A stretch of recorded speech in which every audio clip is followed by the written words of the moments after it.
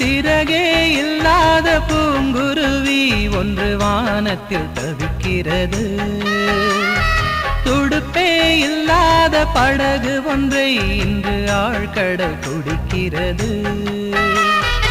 உதய காலமே இரவு ஆனதே, யார் செய்த பாவமடி? விழுது என்றுதான் வேரை தின்றதே, யார் தந்த சாபமடி? சிறகே இல்லாத பூங்குருவி ஒன்று வானத்தில் தவிக்கிறது. துடுப்பே இல்லாத படகு ஒன்றை இன்று ஆழ்கடல் குடிக்கிறது.